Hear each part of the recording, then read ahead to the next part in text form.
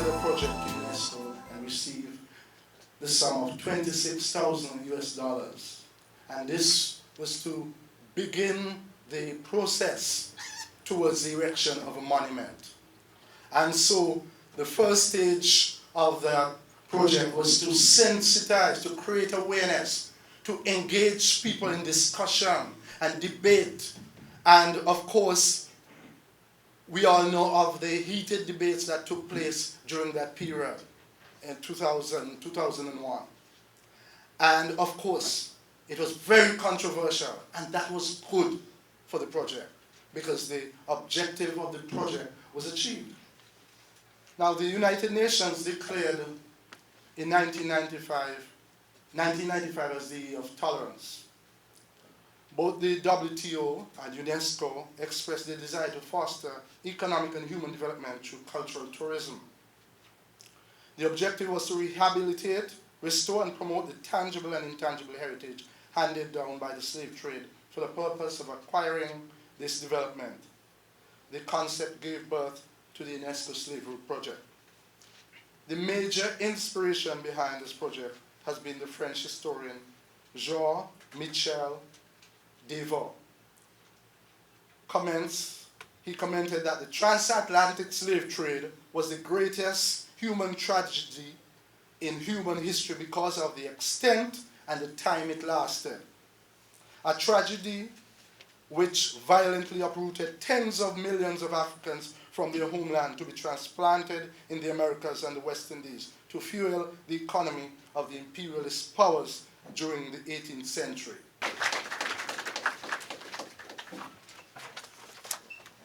Coming to speak to us now is Mr. Leonard Stapleton, who is in fact the person responsible for doing the research on the variety of slave sites as far as St. Kitts and Nevis is concerned. I was summoned by the Slave Route Committee to produce a document that gives the location, the description, and the significance, as well as some historical backgrounds to these places of memories. The approach I took was similar to that of the global Slave Route Project, where you use geography to reveal history. And so I proceeded to look at each parish, starting at St. George and going westward. And I did the same thing for Nevis. And lo and behold, by the time I was finished, I had over 40-something sites that were of significance. And what I used actually to guide me were some general themes.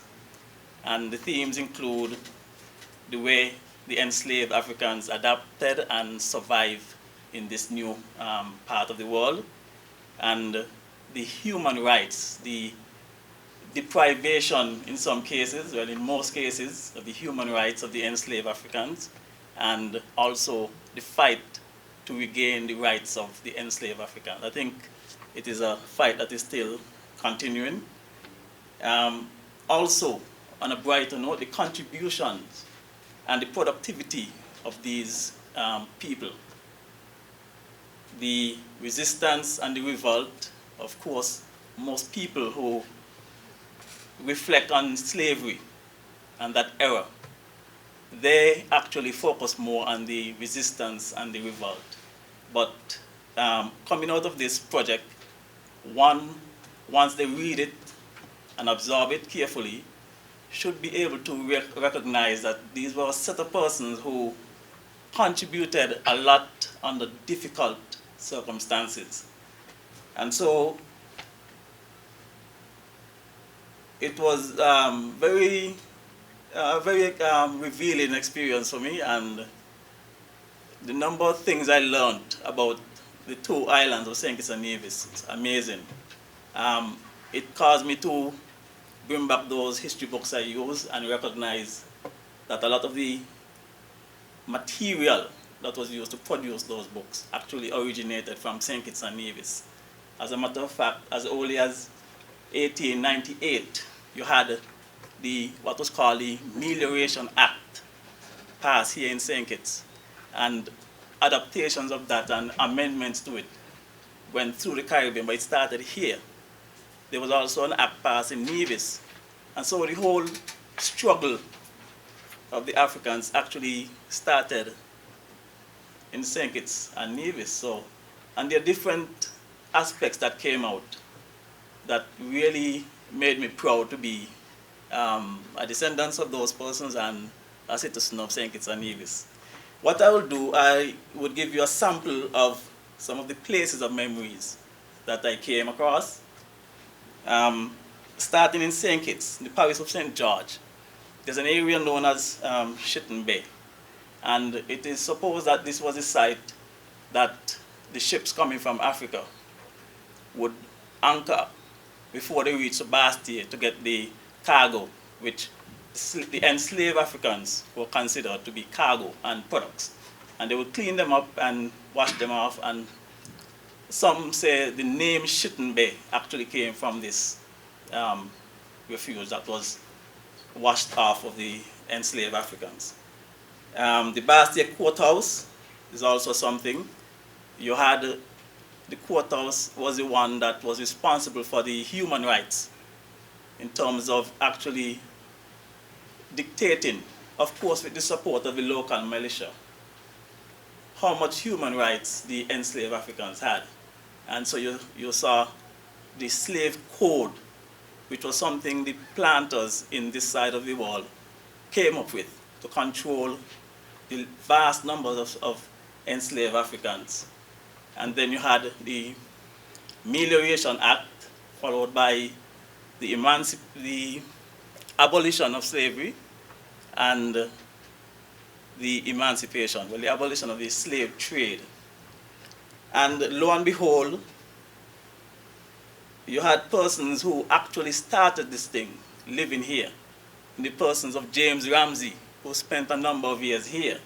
And he was the one who brought people like William Wilberforce, who you would have read about as the famous Clapham sect, and Buxton and those other persons. You had a genius of a lawyer who lived here also by the name of Lawyer James Stevens. And he was instrumental in finding a back door, the way those lawyers do it. Instead of coming straight up and say, I want to abolish the slave trade, he found a back door. He was a maritime lawyer, and he found a way to convince the Privy Council that Britain was not making anything by having the slave trade continuing. And there were cases that occurred on different estates on both islands that actually made it to the Privy Council and actually caused the entire slave trade to be abolished and eventually led to emancipation. Started here in St. Kitts and also in Nevis. Trinity, we have Challengers Village. After the emancipation, the enslaved Africans were not really free. They were still without that basic human right of owning property.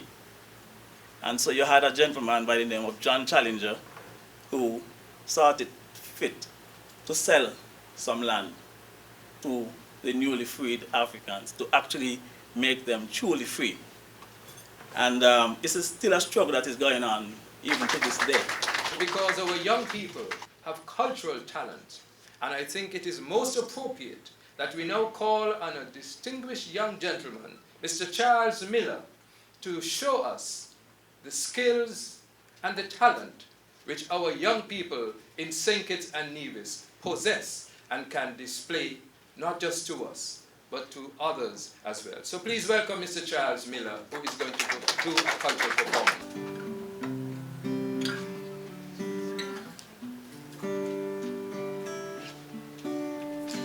Old pirates, yes, they rob by, sold light to the merchant ships. Minutes after they took high, from the bottomless pit. But my hand was made strong by the hands of the Almighty.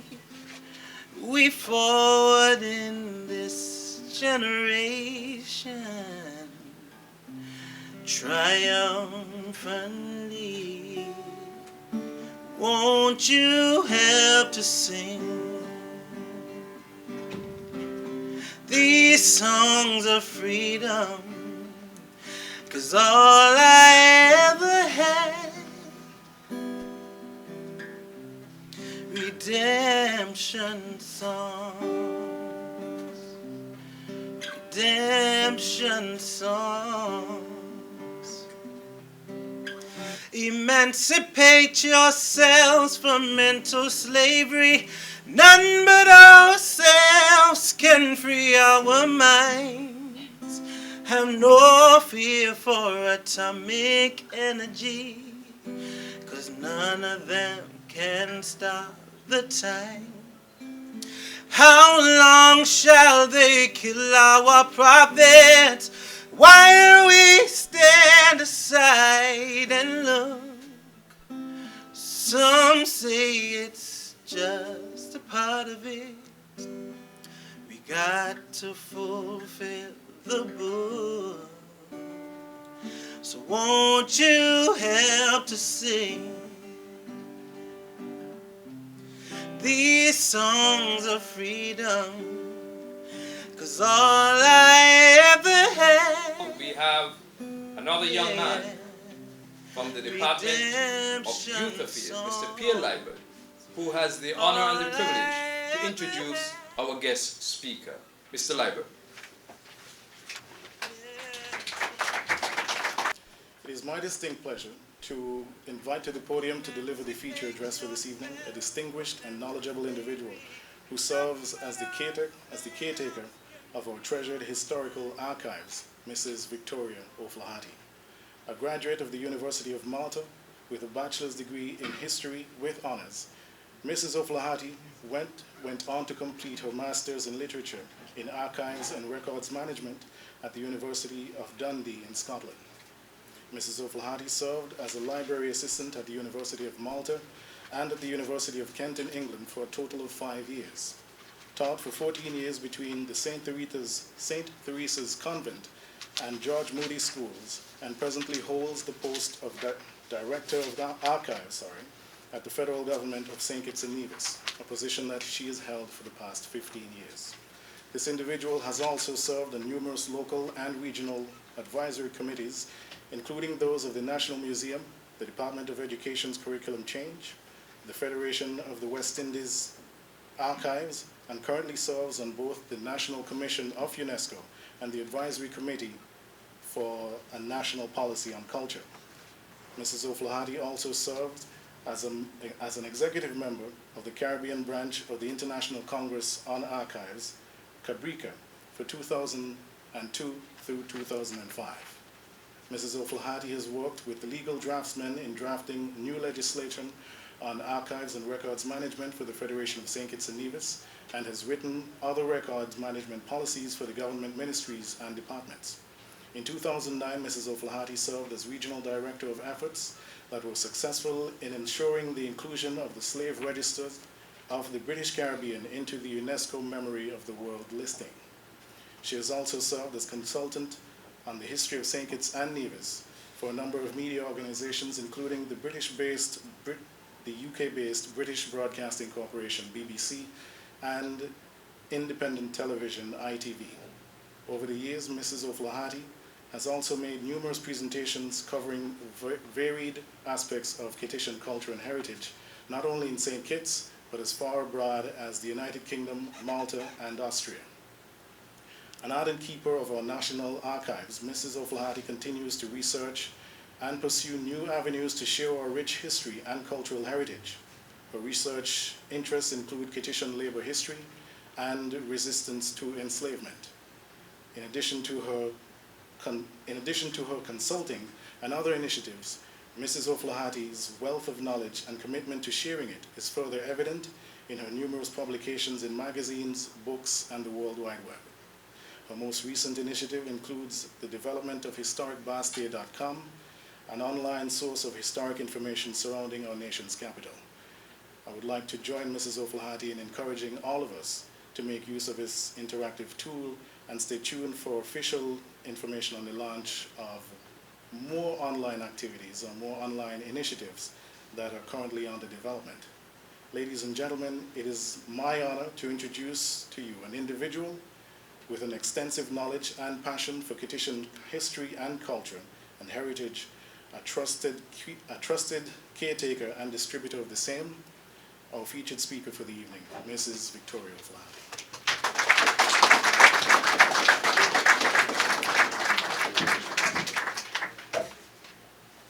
My focus this afternoon is resistance to enslavement. Not a new topic, but what I'm going to try and do is relate it to St. Kitts. Take examples of what was going on in Kittitian history so that we can see that this was actually going on here as well. Up until recently, the end of enslavement was attributed to the abolitionist movement in England. And the enslaved were seen as the major beneficiaries, but with little or no actual input into the process.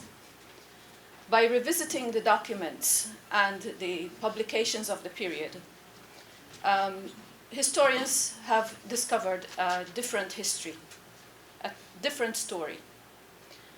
The general consensus now is that resistance to enslavement in some form or the other was endemic throughout the period of enslavement. And it expressed itself in various ways, shapes and forms, some of which are even difficult to imagine as actual resistance. But we'll go through them and we'll see how these contributed towards the destruction of the slave system that was in force throughout the Caribbean. I would like to start by quoting James Ramsey, who everybody has mentioned already. He lived in St. Kitts for a number of years, and he wrote a very important